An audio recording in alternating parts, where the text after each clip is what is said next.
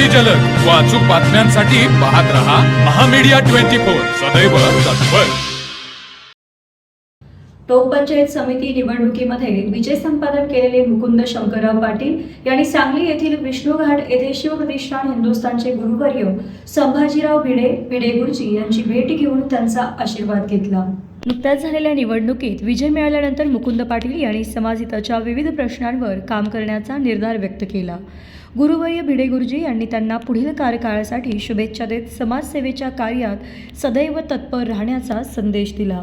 यावेळी टोप शिवप्रतिष्ठानचे अध्यक्ष जयदीप पाटील, अरुण तावडे, सचिन पाटील, सुनील काटकर, महेश पाटील, सागर पाटील, संदीप पाटील, पांडुरंग बोगर्डे, आदित्य पाटील यांच्यासह शिवप्रतिष्ठानचे मावळे मोठ्या संख्येने उपस्थित होते। तर मग चला सबस्क्राइब करायला विसरू नका महामीडिया 24 न्यूज चॅनलला। महामीडिया 24 सदैव तत्पर।